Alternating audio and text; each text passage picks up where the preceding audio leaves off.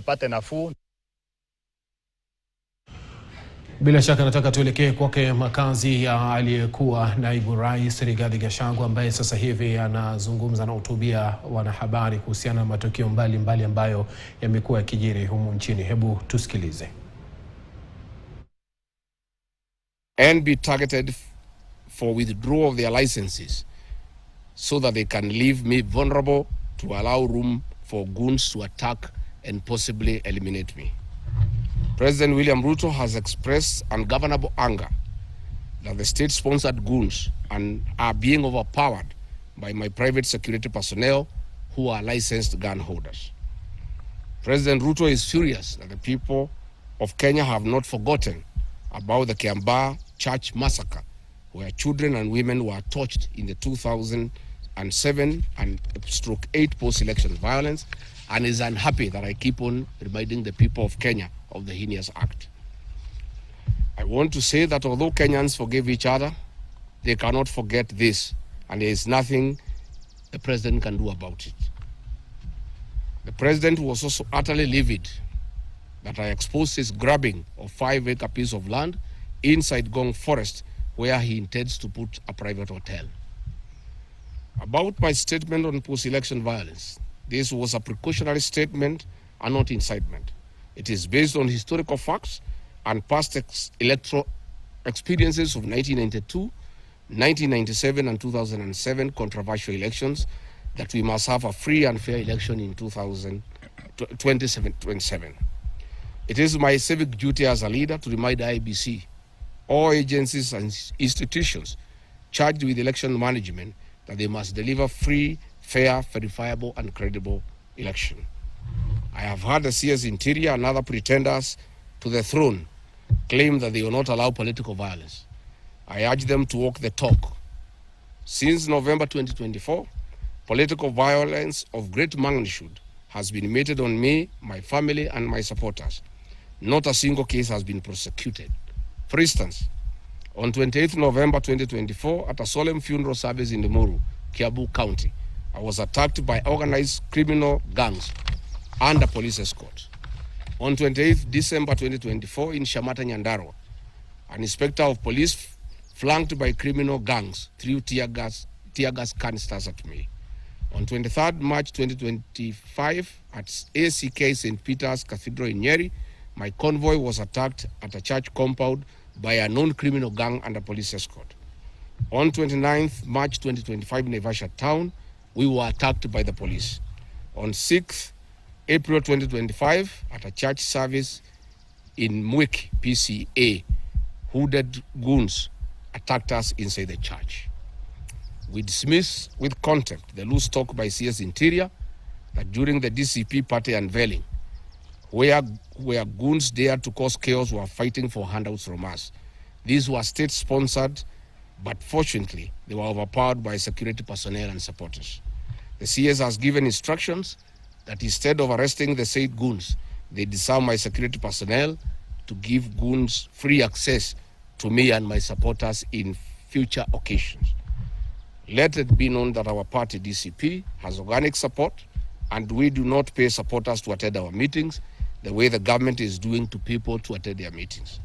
Finally, let me assure the planners of this violence that you will not stop the cause of the people of Kenya. The one-term movement and the DCP party popularity will not be stopped and will not be slowed down. The cause to liberate Kenya is not about Rigathi Gachagua. All the leaders with me. Wasting time and resources to stop me is a zero-sum game. The people of the Republic of Kenya have said that lies must stop, roads must be built, corruption must stop, abductions and extrajudicial killings must stop, education and health systems must work. They are some of the things that are making the people of Kenya restless. We are putting our supporters on high alert that they have the right to express their frustrations if injustice is meted on us. My supporters and I will not be cowed or intimidated by the use of the criminal justice system to manage politics. The drama of waylaying us on roads should be stopped. If the government knows that I've committed a crime known under the laws of Kenya and identified in the penal code, They know all my homes. And I'm here. They know my Wamanyoro home. They don't need to lay me on the road. Let them just come here, and if we have committed a crime, they can come and arrest me and take whatever action that they want to take. That is the end of the statement. Iko swali? Yes. Yes. Have you been summoned by any investigative agency? There are concerns that maybe you've snapped some. I have not been summoned by anybody, and I'm waiting if there is any summon.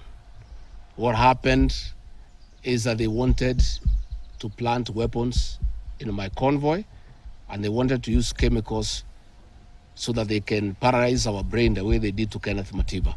And that is why we had to take an escape, an alternative route to get here. I would have wished they came here instead of wailing us on the road and using those dreaded criminals who are responsible for abductions and extrajudicial killings. And that squad works under the Director General of the National Intelligence Service. It's 101 officers who are recruited from the administration police, and they have been given special training by the National Intelligence Service, and they are responsible for the abductions and extrajudicial killings. And that is the squad that had been planned yesterday and mobilized so that they can incapacitate me and my people. Yes.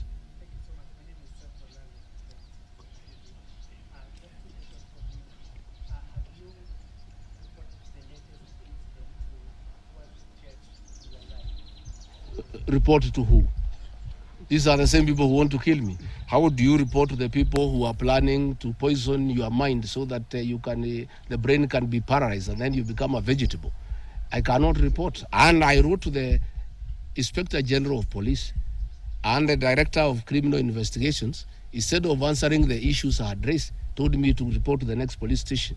Yet all these things have happened under the cover of the police. So it is useless to go and report to the police. That is why I'm talking to the people of Kenya, so that if anything happens to me, President William Ruto must be held accountable. And I want to say, when they hounded me out of office, I pleaded with my supporters to stay calm and express their displeasure by singing. That is no longer going to be the case. And my supporters have blamed me for not allowing them to stand up to intimidation and the wrong things that are being done against their leaders. Therefore, our supporters are on high alert, and they will be part of the leadership and ourselves who will be resisting impunity and intimidation by William Ruto and the government.